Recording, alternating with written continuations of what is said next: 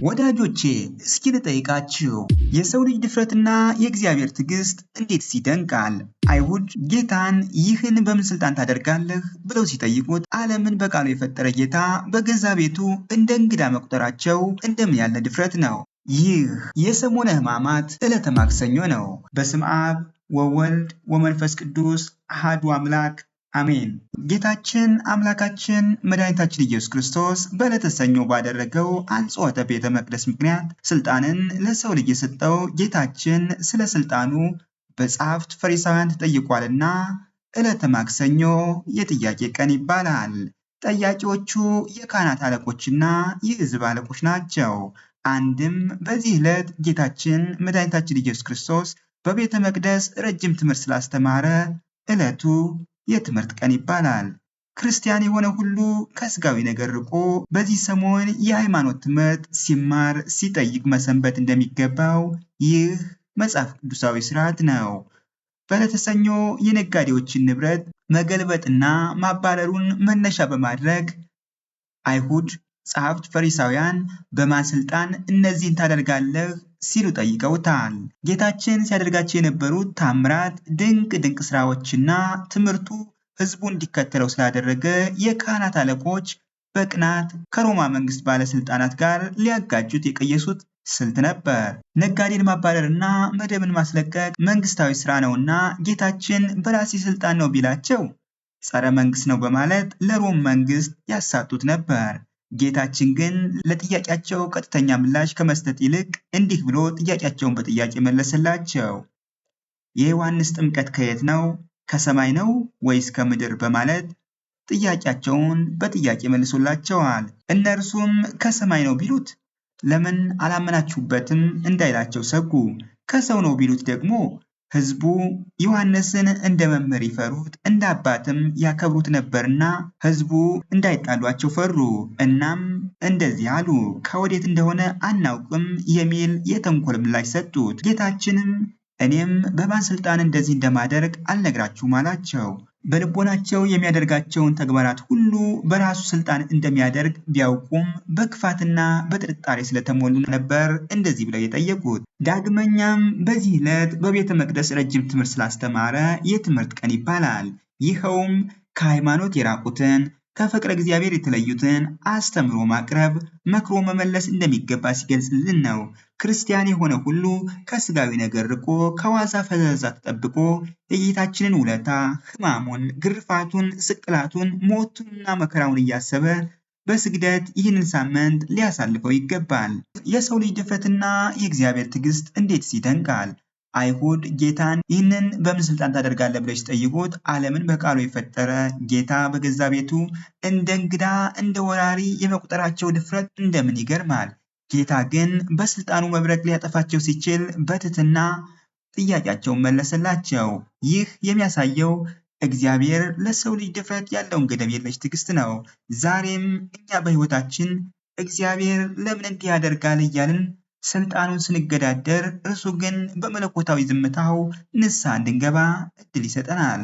ድፍረታችን በትዕግስቱ የሚታገስ አምላክ መሆኑን በዚህ ዕለት በዕለተ ማክሰኞ በጉልህ አስተምሮናል።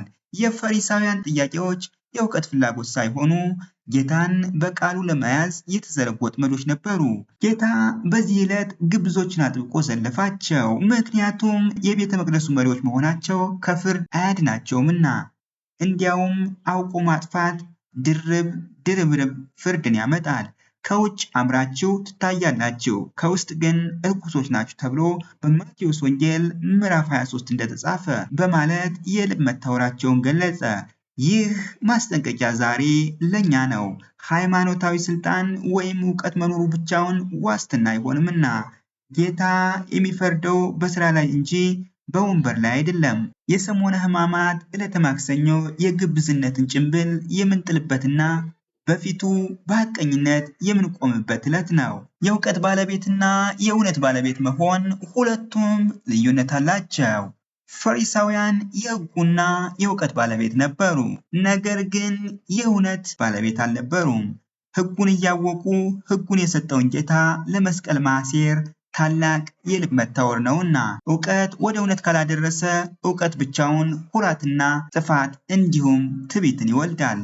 ዛሬም ብዙዎቻችን መጽሐፍ ቅዱስን እናውቃለን፣ ነገር ግን ክርስቶስን በሕይወታችን አናውቀውም። እውቀት በጭንቅላት ውስጥ ሲቀር ባለቤት ያደርጋል፣ ወደ ልብ ሲወርድ ግን ባለ እውነት ያደርጋል። የሰው ልጅ የታሪክ መዝገብ በታላቅ ተስፋ ቢጀምርም ከአባታችን አዳም በደል ወይም ስህተት በኋላ በሕማማት፣ በደዌያት፣ በመቅሰፍታት፣ በብዙ መከራ የሰው ልጅ ሊኖርባቸው ግድ የሆነባቸው ቀናቶች ጥቂቶች አልነበሩም። ጥሮ ግሮ ወጥቶ ወርዶ ለፍቶ ማስኖ የዕለት ጉርስን የዓመት ልብስን ማግኘት እጅግ አዳጋች ነበር። ይህ የታሰረው ታሪክ የሚያሳየው የሰው ልጅ በራሱ ጥረትና በገዛ ክንዱ ብቻ ከገባበት የውድቀት ማጥ መውጣት አለመቻሉን ነው። በዚያ የጨለማ ዘመን የሰው ልጅ ቢያጠፋ እና ቢበድል ከእግዚአብሔር ሕግ ቢወጣ አልፎ ተርፎም ጽድቅን እንኳን ቢሰራ የሚቀበለው ውጤት ፍዳና ኩነኔ ብቻ ነበር። እነዚህ ዕለታትና ዘመናት ዛሬም ድረስ በቤተ ክርስቲያናችን ትውፊት ውስጥ የዓመተ ኩነኔና የዓመተ ፍዳ ምሳሌዎች ተደርገው ይወሰዳሉ። ሕግ መኖሩ በደል ለመለየት ቢረዳም ለቆሰለው የሰው ልጅ ነፍስ ግን ፍጹም ድህነትና ፈውስን ሊሰጠው አልቻለም። የሰው ልጅ በሕግ ቀንበር ስር ሆኖ የራሱን ኃጢአት እያወቀ ነገር ግን ከዚህ ባርነት ነፃ መውጣት አቅቶት ለዘመናት ተሰቃየ። ይሁን እንጂ በሰው ልጅ ጥረትና በሕግ አቅም ያልተቻለው ድህነት በመለኮታዊ ቸርነት ሊፈጸም መንገድ ተጀመረ።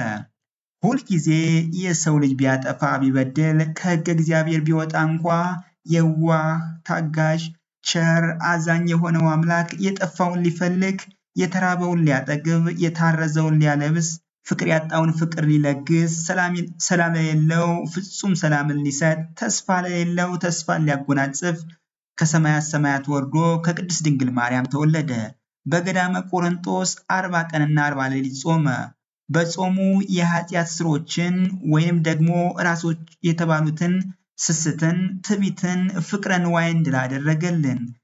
እኛም እርሱ የጾመውን ጾም እንድናከብር እንድንጾም ዲያብሎስን ድል አድርጎ እኛም ዲያብሎስን ድል እንድነሳው ኃይልና ምሳሌ ሆነን።